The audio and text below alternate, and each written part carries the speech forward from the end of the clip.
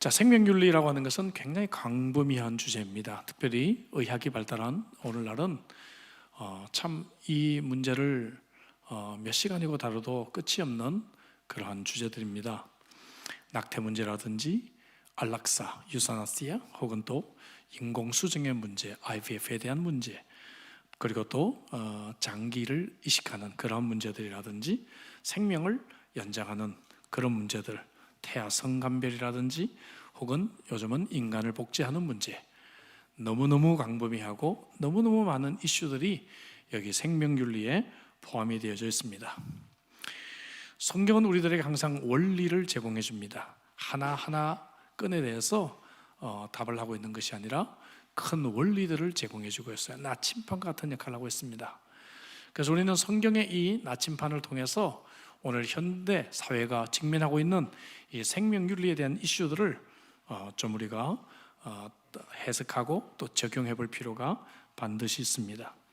어떤 문제들은 성경이 정확하게 말하고 있는 부분이 있습니다. 예를 들어서 살인하지 말라, 이런 성경이 정확하게 말하고 있어요. 근데 어떤 부분들은 성경을 잘 해석해서 오늘 현대 사회에 적용을 해야 되기 때문에 매우 주의가 필요하기도 하고, 또 이런 생명윤리에 대해서 많은 지식이 필요하기도 합니다.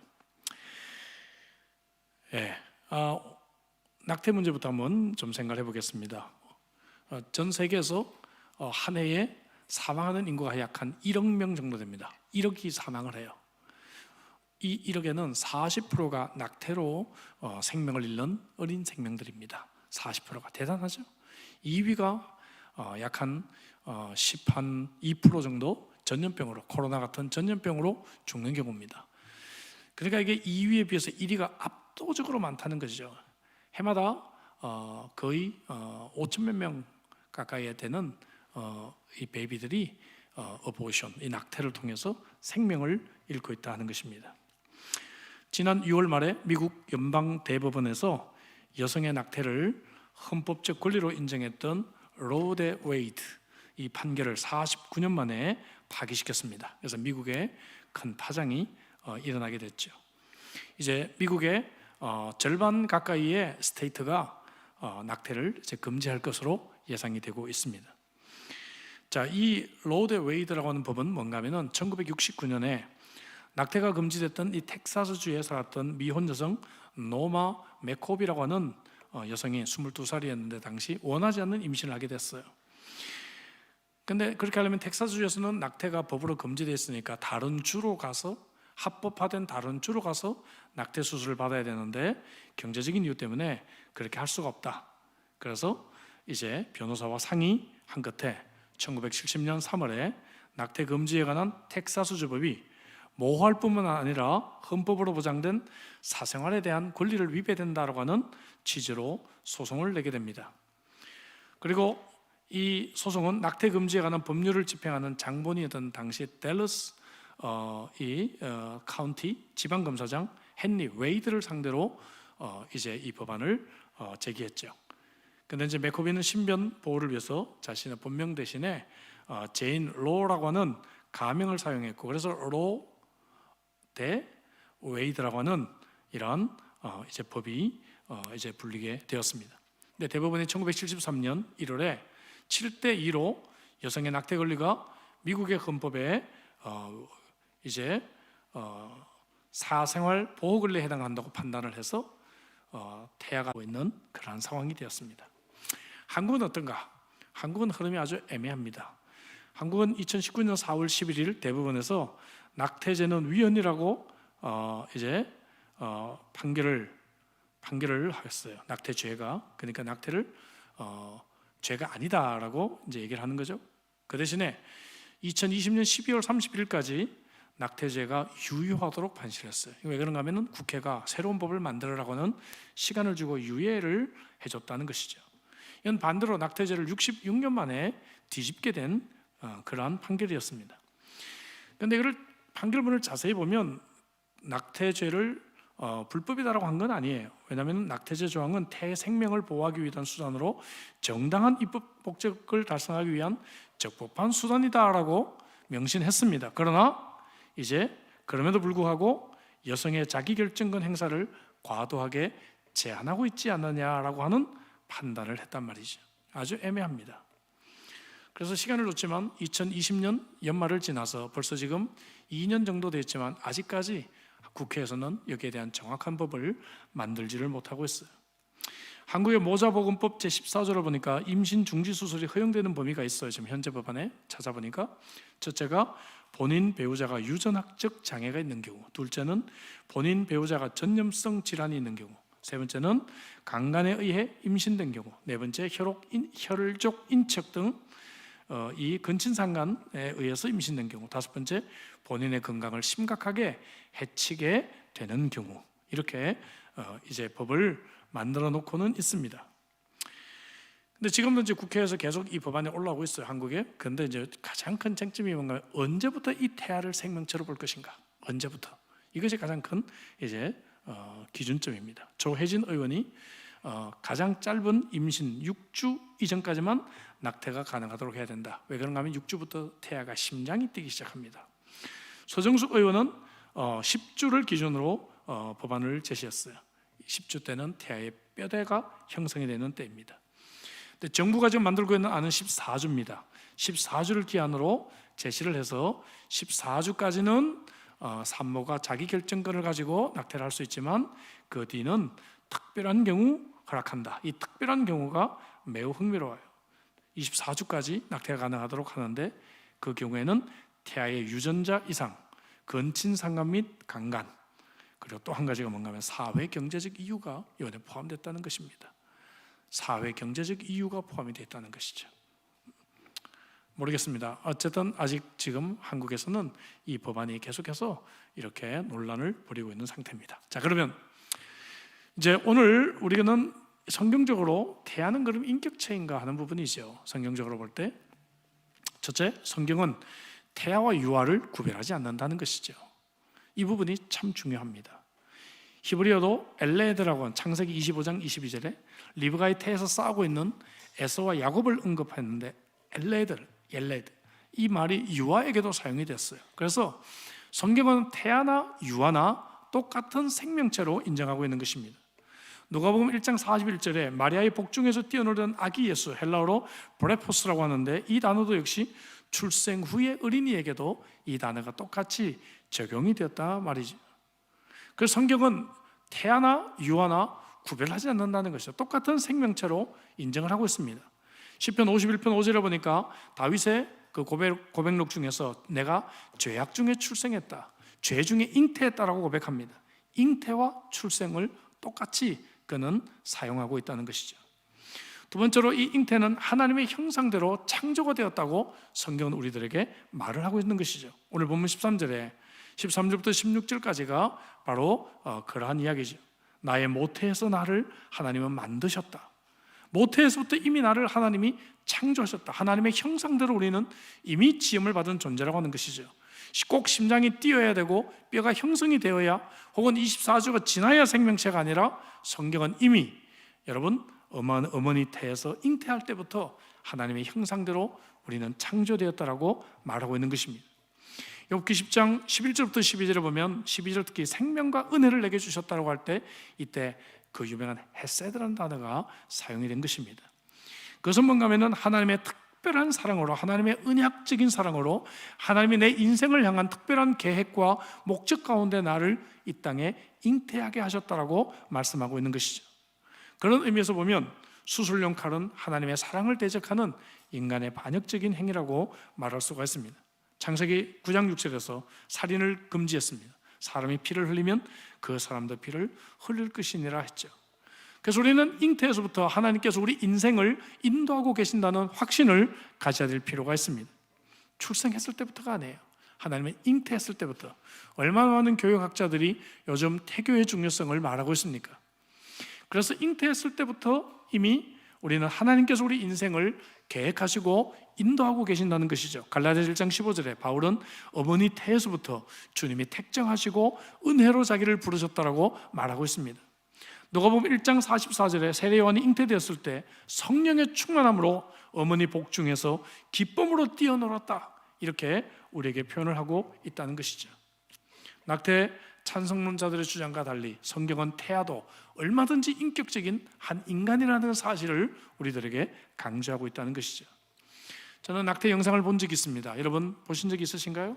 태아의 심장 박수가 120이 됐다가 수술용 칼이 들어오면 200까지 이 심장 박동수가 올라갑니다. 그러다가 이제 그 칼을 피해서 막 최선을 다해서 도망하려고 하는 그런 모습을 본 적이 있어요. 여러분, 낙태를 허용하는 상황이 그럼 없는가 하는 것이죠. 낙태를 허용하는 상황에 대한 논란입니다. 첫 번째, 어머니의 생명이 위험한 경우, 그죠? 허락이 될 수 있을 것 같아요.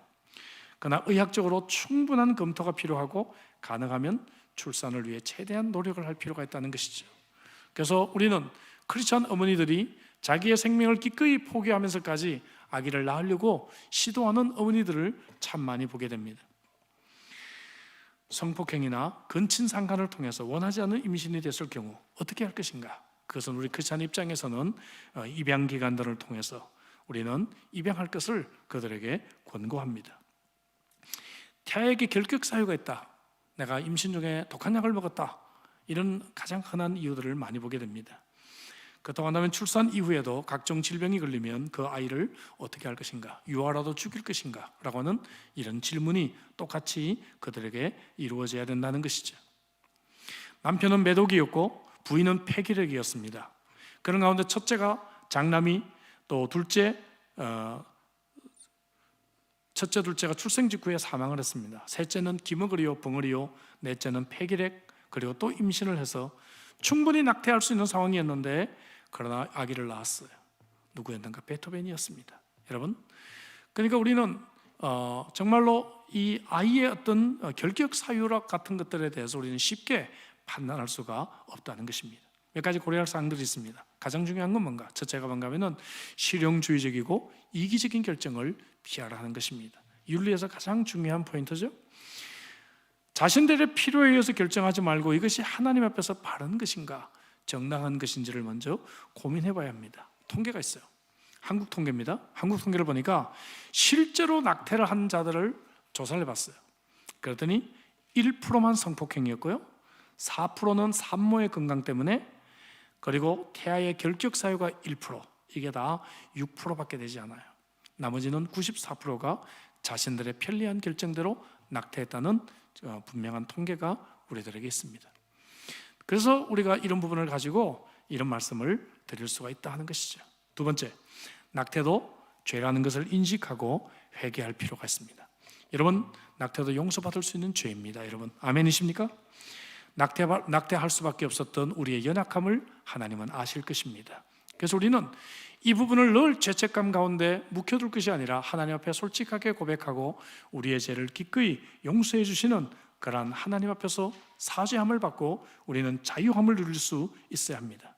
그리고부터 죄책으로부터 우리는 해방될 필요가 있다는 것입니다. 그러나 세 번째 중요한 것은 바른 성윤리를 가지고 책임 있는 성생활을 할 필요가 있다는 것이죠. 아이를 낳을 수 있도록 선택하는 환경을 조성할 필요가 있어요. 지금 우리 한국에서도 사회가 좀 성숙되면서 과연 문제가 무엇인지를 바라보고 있는 국회의원들이 있어요. 그래서 이 지금 낙태가 죄냐 죄가 아니냐, 이거보다 더 중요한 것은 아기를 낳을 수 없는 그런 형편에 있는 자들이 아기를 낳을 수 있도록 그들에게 경제적이고 또 보금자리와 이런 것들을 지원해주고 또 이 아이들을 잘 입양 보내는 시스템들을 우리가 구축하는 것이 중요하다 하는 목소리들을 현재 지금 많이 내고 있는 것 같습니다. 굉장히 다행이라고 생각합니다. 그래서 그때까지 경제적인 지원이라든지 몸조리할 수 있고 이런 여러 가지 형편에서 지원하는 많은 단체들의 활동이 필요하고 있다는 것입니다. 그래서 우리는 바른 성윤리를 가지고 또 책임 있는 성생활을 해야 합니다. 피임도 죄입니까? 피임은 죄가 아닙니다, 여러분. 그래서 우리는 피임을 한다라든지 이런 것들을 통해서 우리가 정말 책임 있는 성생활을 통해 이런 문제가 생기지 않도록 노력할 책임이 우리 그리스도인들에게 있다 하는 것이죠. 두 번째, 안락사의 문제입니다. 안락사. 자, 이것도 참 어려운 주제입니다. 불치의 병으로 고통 중인 환자들이 애원하고 있지 않느냐, 어차피 나을 것도 아닌데 내가 고통 속에서 이렇게 남은 인생을 살아가야 되느냐 하는 질문들이 우리에게 있다 하는 것이죠. 근데 여러분, 현대 의학의 원조로 갈 수 있는 히포크라테스는 이런 말을 했습니다. 환자는 물론 그 어느 누구에게도 죽음의 약을 주지 않을 것이며 어떤 자문에도 응하지 않을 것이다 라고는 선언을 히포크라테스가 한 적이 있습니다. 자, 호주의 이 안락사 문제가 이제 이 불이 붙기 시작한 것은 2018년으로 기억합니다. 2018년 5월에 호주의 최고령 과학자였던 데이비드 구달이라고 하는 박사가 당시 104세였어요. 104세. 나는 불치병에 걸리진 않았지만 능력이 급격히 쇠퇴하고 있다. 건강이 더 나빠지면 나는 불행할 것이다. 예, 사진이 있는데 나오네요. 예. 그래서 안락사를 허용한 스위스 바젤을 찾아가서 스스로 생을 마감하게 됩니다. 당시 이제 호주가 안락사를 허락하지 않았기 때문에 스위스행을 결정한 거죠. 그래서 이 구달 박사의 안락사 선택은 초고령 시대가 접어들면서 품위 있게 죽을 권리, dying with dignity 들어보셨죠? 이런 논란을 초래했고 호주 여러 스테이트들이 이제 안락사법을 제정을 서두르는 계기가 됐어요. 현재는 지금 뉴사우스웨일즈, 우리가 살고 있는 뉴사우스웨일즈를 제외하고는 전부 다른 주들은 안락사가 합법이 되어져 있습니다. 사실 뉴사우스웨일즈는 이보다 먼저 2017년에 가장 먼저 이 법안을 통과시키려고 합법화시키려고 했어요. 그런데 상원에서 단 한 표 차이로 부결이 됐습니다. 이건 저 예상 밖의 결과였어요. 그래서 다행히 뉴사우스웨일즈에서는 아직은 안락사가 이제 합법이 되지를 못했는데 지금 또 계속 올라오고 있죠. 아마 합법화되는 것은 시간 문제가 아닐까 그런 안타까움을 가지고 있습니다. 아까 말씀드린 이 안락사 이 법안 지지자들의 협회가 있습니다. Dying with Dignity라고 얘기하죠. 큰 고통을 받고 있는 이 말기 환자들의 평화롭게 생을 마감할 권리가 있다. 이거를 그들은 이야기를 합니다. 그러나 이제 반대론자들은 일종의 자살을 누군가에게 위험하는 법안은 수용할 수 없다라고는 주장을 펼치고 있다는 것이죠. 대체적으로 복음주의적인 크리스찬들, 저희 호주 장로교단을 비롯해서 혹은 보수적인 카톨릭 이런 쪽에서 반대하는 그러한 경향이 높다 하는 것이죠. 여론은 어떨까요? 여론은 최근에 얼마 전 호주의 설문조사를 보니까 자발적 안락사의 지지율이 매우 높은 편입니다. 2017년 통계는 정확하게 나와 있는데요. 로이 모건 설문조사, 여기 호주에서는 유명하죠. 호주인들의 87%가 전혀 가망 없이 고통을 받거나 견딜 수 없는 고통을 받는 경우 말기 중환자들이 죽음을 자기가 스스로 결정할 수 있도록 지지한다라고 답을 했습니다. 한국은 아직 안락사가 불법입니다. 한국에서도 이 논란이 계속되고 있습니다. 한국의 여론 추이를 보면 2016년에 41.1%가 안락사를 찬성을 했는데 5년 만에 작년 통계를 보니까 무려 78%가 안락사를 찬성한다라고 답을 했습니다. 그만큼 사회가 한국 사회는 급변하고 있어요. 급변하고 있고 빨리 모든 것이 서구화되고 있는 것을 보게 되죠. 자, 그 이유가 뭔가? 찬성하는 이유가 1위 뭔가 하면 남은 삶이 무의미하기 때문에 이것이 약 한 31%예요. 두 번째는 좋은 죽음에 대한 권리가 있다. 이게 26%입니다. 세 번째는 고통을 없애주기 위해서 20.6%. 그 다음에 네 번째가 특히 주의할 점이에요. 이 부분이 뭔가 하면은 15%가 무려 15%가 가족의 고통과 부담을 이유로 찬성을 했다는 거죠. 와, 이게 이제 이런 부분들이 아주 위험한 거라는 거죠. 그러니까 우리 지금 나이 드신 어머님, 우리 경제적으로 너무 부담돼. 빨리 그냥 돌아갔으면 좋겠어. 쉽게 말하면 이제 이렇게 이제 이야기가 되고 있다는 것이죠. 자, 안락사에서 세 가지를 좀 생각해 보겠습니다. 첫째는 뭔가 하면은 고통에 대한 문제입니다. 자, 고통 얘기가 많이 나왔는데 과연 여러분 이 고통이 문제인가 하는 것이죠. 오늘날 우리 현대인들은 안락과 쾌락이 우상이 되어져 있습니다. 그죠? 지금 얼마 전에 그 호주인들 그 의식조사에서도 현대의 1위 우상이 뭔가 했더니 컴포트라고 나왔어요. 가장 안락을 추구하는 것이 오늘 우리 현대인들의 가장 큰 우상입니다. 그래서 오늘 우리는 정말 고통이 없는 평안함과 컴포트하고 그리고 쾌락, 프레저 이것들이 우리에게 우상이 되어져 있다 보니까 조그만 고통이 있어도 견딜 수가 없다는 것이죠. 그런데 여러분, 기독교는 고통에 의미를 부여하는 종교입니다. 예수님의 십자가 사건이 바로 그렇죠. 우리는 예수님의 고난주간이 다가올 때마다 예수님의 고난의 의미를 항상 생각하는 자들입니다. 물론 그렇다고 우리가 일부러 고난을 선택할 필요는 없지만 고통을 내가 줄이려고 해도 줄여지지 않을 때 이 속에 분명히 하나님의 뜻이 있을 수 있다는 그러한 우리는 수용이 우리에게 있어야 된다는 것이죠. 그다음 페인킬러를 먹으면 안 되냐? 그렇진 않아요. 우리는 진통제도 먹고 그리고 고통을 줄이려고 시도할 수는 있지만 그래도 우리가 이것을 더 이상 할 수 없을 때 그때는 이 고통 속에 하나님의 어떤 의미가 있지 않을까라고 우리는 생각할 수 있다는 것입니다. 고통 때문에 죽어야 된다면 오늘날 고통당하는 사람이 얼마나 많이 있습니까? 육체적인 고통뿐만 아니라 정신적인 고통, 인간관계의 고통, 경제적인 고통, 수많은 고통들이 우리는 인생을 살면서 찾아옵니다. 고통 때문에 죽어야 된다면 이 땅에 과연 얼마나 많은 인구가 죽어야 될까요? 두 번째, 우리는 생명은 하나님의 고난이라는 것을 믿습니다. 아멘이십니까? 생명의 고난이 환자에게 있는 것이 아니고 나에게 있는 것이 아니고 의사의 권리가 아니다 하는 것이죠. 세 번째, 인위적 생명 연장 장치에 대한 얘기가 있습니다. 자, 오늘날은요 이 기계를 통해서 계속 살 수 있다는 것이에요. 심장을 계속 벌렁벌렁 뛰게 할 수 있다는 것이 옛날 같으면 죽었을 텐데 이런 문제가 우리에게 있다는 것이죠. 근데 이 생명 장치를 떼는가 하는 것에 대해서 가족들에게는 매우 심각한 트라우마가 생기게 된다는 것이죠. 자, 이거는 우리가 차이가 있습니다. 인위적으로 생명을 연장하는 것과 안락사는 분명히 다르다는 것이죠. 알겠죠? 예. 자연적으로 죽어가는 것은 어쩔 수가 없다는 것이죠. 그러나 여러분 고의로 생명을 끊지는 말아야 한다는 것입니다. 이는 분명한 차이가 있어요. 한국의 경우도 2018년에 법안이 제정됐어요. 그래서 무의미한 연명치료를 받고 있다고 의사가 판단한 경우 환자의 의향을 존중해서 심폐소생술이라든지 인공호흡기 착용이라든지 혈액투석이라든지 이런 연명의료를 중지할 수 있는 제도적인 장치가 마련하게 됐다는 것입니다. 다만 조건이 있어요. 환자가 회생할 가능성이 전혀 없고, 두 번째는 치료에도 불구하고 회복되지 않았고 실제로, 세 번째는 급속도로 증상이 악화돼서 사망에 임박한 임종 과정에 있을 때 그때 연명치료 중단이 가능하다는 것이죠. 그래서 오늘날 많은 그리스도인들이 이제 이런 상황이 됐을 때 유언을 합니다. 억지로 나를 기계를 통해서 살리지 마라. 연명치료하지 않겠다. 그래서 병원에서 물어봅니다. 본인에게 물어보고 본인의 의사 표현을 잘 못하는 경우는 유가족들에게 물어봅니다. 만약에 그런 상황이 됐을 때 연명치료를 할 것인가 말 것인가. 예. 그래서 억지로 기계를 통해서 생명을 연장시키는 것, 우리가 그걸 해야 될 것인가? 그건 안 해도 된다는 것이죠. 그러나 반대로 정말 이게 억지로 사람을 이제 죽이는 것은 안락사다 하는 것이죠. 그 차이를 우리가 이해할 필요가 있습니다.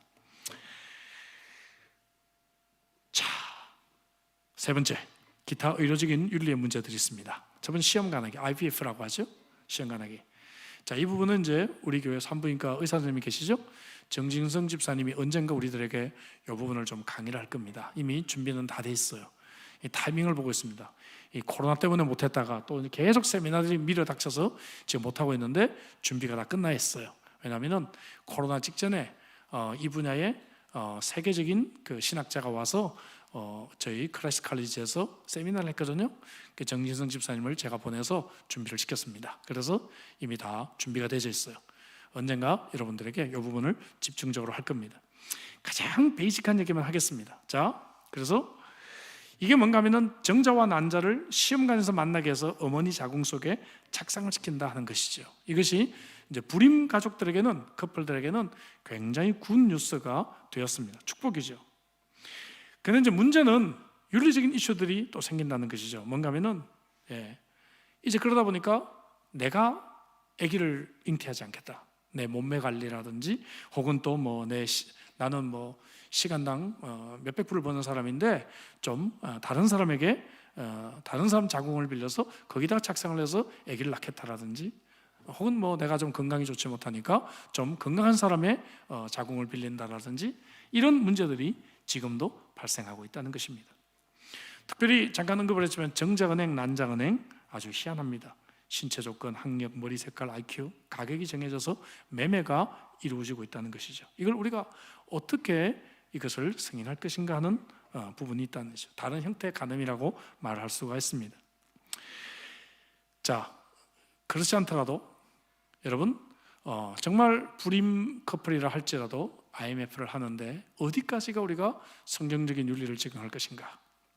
가장 베이직한 얘기는 아마 이런 얘기들이 있는 것 같아요. 뭔가 하면은 1대1로 난자 하나와 정자 하나의 이제 그 수정란을 하자. 그래서 실패하면 또 하자. 비용이 더 들어요. 문제는 비용이 많이 들고 시간이 소모가 되니까 한꺼번에 이제 한 5개, 6개씩을 합니다. 그렇게 해서 수정이 되면 그 중에 제일 괜찮아 보이는 그 수정란 하나만 골라서 착상하고 나머지는 버린다는 것이죠. 배아라고 하죠. 배아. 수정이 된, 그래서 배아라고 하는 이 배아들을 그냥 버리게 된다는 것이죠. 이런 데서 기독교 윤리적인 문제가 발생하고 있다는 것입니다. 이해되셨죠? 그래서 정말 우리가 비용이 더 들고 우리가 좀 힘이 들더라도 IMF를 꼭 해야 되는 경우가 생긴다면 이제 배아를 하나만 만들어서 기도하면서 이제 시도하면 어떨까? 그런 제안들이 지금 기독교 윤리학자들에 의해서 이제 제안이 되고 있다는 것이죠. 제가 아까 말씀드린 이런 많은 남용을 막을 만큼 오늘 현대인들은 윤리적인 책임의식이 전혀 없다는 것이 큰 문제로 와 있다는 것입니다. 그래서 IMF에 대해서는 말씀드린 대로 좀 더 구체적이고 좀 더 이제 자세한 예와 이런 부분에 대해서는 우리 정진성 집사님이 내년쯤에 한번 시간을 가지고 구체적으로 좀 다뤄보려고 합니다. 기관 이식 문제를 좀 얘기해 보겠습니다. 장기 이식이 있다는 거죠. 그죠? 오늘날 이 의료과학이 발달하면서 심장이라든지 안구라든지 그죠? 뭐 이런 것들을 콩팥이라든지 이런 것들을 이식해서 더 살 수가 있다는 것이죠. 저는 이것도 축복이라고 생각합니다. 문제는 이런 기술 때문에 또 윤리적인 문제가 발생해요. 예를 들면 청부살인을 해서 장기를 꺼내온다라든지, 그때 오징어 게임인가 뭐 그런데도 그런 게 나왔던 걸로 기억을 해요. 장기를 매매합니다. 돈을 받고 파는 경우죠. 실제로 며칠 전에 영국에서 어느 쇼핑센터에서 키르기스탄 출신의 이제 젊은 여성이 자기 7살 난 아들을 장기 매매로 팔려고 이제 장기 매매 사이트에 글을 올려서 그 파는 걸 시도하다가 경찰에 붙잡혔어요. 그렇게 한 이유가 뭐냐 그랬더니 지금 현재 남편이 전 남편과의 사이에서 태어난 이 아이를 싫어해서 이 아이를 어떻게 해결해야 되고 자기는 빚이 있는데 그러다 보니까 4,000파운드를 받기로 하고 한국 돈으로 한 630만 원 정도 될까요? 어쨌든 호주 달러 한 800달러를 받기로 하고 7살 난 아이를 이제 팔기로 하고 이 장기 매매, 인시 매매 근절 이 대책위원회에서 그 광고를 보고 경찰에 신고하고 난 뒤에 이제 뭡니까? 이 아이를 사는 척하면서 해서 경찰에 이제 구속이 되었습니다. 이런 문제들이 계속해서 발생하고 있다는 것이죠. 장기 매매 사이트가 암암리에 계속해서 활동을 하고 있습니다. 그리고 어떤 나라는 여러분들이 아마 짐작을 하실 겁니다. 이 지구상에도 몇몇 나라들은 사형수들을 일찍 죽이는 방법을 택해가지고 사형수들에게서 그러한 장기들을 척출하고 그래서 필요한 사람에게 주는 그런 경우들이 있다 이거죠. 권력과 힘이 있는 사람들이 얼마든지 남용하게 된다는 것입니다. 이미 여러분 이제 어제 오늘의 얘기가 아니죠. 1978년에 이미 시카고 트리뷴이라고 하는 신문이 보도한 적이 있어요. 신장 이식이 필요했던 의사가 이제 의사의 부인이 필요했는데 자기 남편과 짜고 임신을 해서 이제 태아가 많이 컸을 때 중절을 합니다. 그리고 나서 이 태아의 콩팥을 꺼내서 이제 뭡니까? 이식을 하려고 시도한 그런 경우들이 있단 말이죠. 그래서 우리 그리스도인들은 이 장기 기증에 앞장서야 하지만 반대로 이것을 통해서 일어나는 그러한 윤리적인 문제들을 막을 책임이 우리 그리스도인들에게 있다는 것입니다. 자, 인간 복제입니다. 인간 복제 마지막으로 여러분 오늘날 인간 복제 기술이 그 완성에 가까웠다는 걸 아실 겁니다. 그래서 복제 인간을 만들어서 이제 은행에 넣어두고 거기서 고장이 날 때 하나씩 꺼내서 쓴다 이거죠. 그죠? 그래서 심장에 문제가 있으면 이제 또 꺼내 쓰고, 그죠? 콩팥에 문제가 있으면 꺼내 쓰고, 참 이런 것들이 있는데 한국도 생명윤리법으로 인간 복제를 지금은 금지시키고 있습니다. 자, 이러한 여러 가지 의료적인 문제들이 있다는 것이죠. 옛날에는 살 수가 없었지만 의학의 발달로 인해서 계속해서 심장을 무진장 뛰게도 할 수가 있는 문제들이 있다는 것이죠. 자, 여러분 우리가 얼마나 오래 살아야 하겠습니까? 그죠? 그리고 그렇다고 한다면 만약에 기구가 제한이 돼 있고 비용이 제한이 돼 있다면 누구를 살리고 누구를 기계를 뗄 것인가? 이런 문제들이, 많은 윤리적인 문제들이 있다는 것이죠. 여러분, 오래 살고 싶습니까? 단순히 오래 사는 것보다 더 중요한 것은 우리는 어떻게 이 땅에서 사는가, 그리고 하나님이 부르실 때까지 우리가 어떻게 사명을 다하는가, 이것이 우리의 마땅한 태도가 되어야 될 줄로 믿습니다. 여러분, 그래서 결론이 뭡니까? 억지로 죽지도 말고 억지로 살지도 말자, 이 결론이에요. 억지로 죽지도 말고 억지로 살지도 말자. 심플하죠? 결론이 심플합니다. 이 원리만 갖고 있으면 다 적용이 돼요. 하나님의 손에 맡기자는 것입니다. 우리의 생명 자체를. 저와 여러분들은 너무나 존귀한 인생입니다. 아멘이십니까? 너무 존귀한 인생이에요. 제가 요즘 제 아내와 함께 시간 있을 때 이상한 변호사 우영우를 좀 보고 있습니다. 여러분 보고 계시나요? 근데 이 우영우의 출생부터 한국 드라마답게 비밀이 있잖아요. 아버지가 낙태하지 않고 이 아이를 살려서 탄생을 시켰고, 이 아이를 위해서 자기의 사법고시를 포기하고 김밥 장사를 하면서 이 아이를 키웠다는 자체가 우리들에게 참 따뜻한 그런 마음을 제공해주고 있다는 것입니다. 여러분, 우리의 논리로, 우리의 이기적인 마음으로, 우리의 그런 세속적인 가치관으로 인간의 생명을 판단하지 말아야 됩니다. 우리 한 명 한 명은 너무 소중한 생명입니다. 하나님이 만드신 자들입니다. 하나님의 숨결이 있고 하나님의 계획이 있고 하나님의 섭리가 있습니다. 제가 오늘 마지막 찬양을 뭘 할까 두 개를 놓고 고민했는데, 그 중에 하나가 우리 강목사님하고 통했나 봐요. 아까 불렀던 하나님은 너를 만드신 자, 그 찬양을 할까? 아니면 우리가 배송으로 부를 이제 뭡니까? 뭐죠? 하나님의 사랑을 사모하는 자를 부를까 하다가 조금 더 힘 있는 찬양을 위해서 제가 제 두 번째 곡을 고르긴 했는데요. 하나님은 우리를 만드신 자입니다. 우리를 창조하신 자이고 하나님은 우리를 향해서 놀라운 계획을 가지고 계십니다. 사랑하는 성도 여러분, 우리의 생명은 존귀합니다. Dying with dignity가 아니라 우리 크리스찬들은 Living with dignity입니다. 할렐루야. 우리 이 땅에 사는 날 동안에 우리는 존귀함을 가지고 이 땅에 우리는 살아갑니다. 그리고 죽는 것도 우리는 안락사로 죽는 것이 디그니티가 아니라 하나님 앞에서 멋지게 하나님의 손에 맡겨드리고 우리 인생을 마감하는 것이야말로 디그니티라고 우리는 믿습니다. 생명윤리를 아주 쉽고 베이직한 이슈들을 다뤘습니다. 그러나 이것이 스타팅 포인트가 돼서 여러분들이 관심을 더 기울이시고, 그리고 법안이 상정될 때마다 여러분들의 목소리를 내고, 그리고 이 부분에 대해서 연구하고 함께 우리가 이 일을 위해서 전진해 나가는 주의 복된 백성들이 되시기를 주의 이름으로 축복합니다. 기도하십시다. 주신 말씀 가지고 우리 기도하도록 하시죠. 하나님은 여러분 우리를 만드셨고, 그리고 우리를 위해 놀라운 계획을 가지고 계십니다. 여러분, 잉태되는 그 순간부터 하나님은 그 속에 역사하고 계십니다. 그래서 우리는 참으로 잉태된 이 태아에서부터 우리는 생명의 존귀함을 가질 수 있어야 합니다.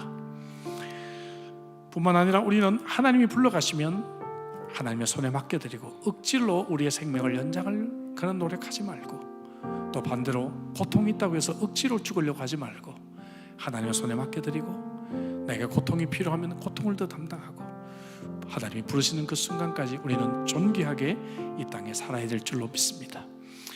그리고 우리는 특히 강조하고 싶은 것은 이러한 비성경적인 법안들이 자꾸만 상정이 되고 세상 사람들의 그런 여론을 형성하고 세상 사람들의 마음을 바꿔놓을 때 우리는 그리스도인답게 빛과 소금으로 살아갈 책임이 있습니다. 그들에게 홍보하고 그들에게 적극적으로 의사를 개진하고 그들에게 실체를 설명할 필요가 우리들에게 있습니다. 이런 윤리적인 책임을 감당하는 우리 인생이 되도록 하기 위해서 주신 말씀 가지고 우리 한번 간절하게 기도하시겠습니다.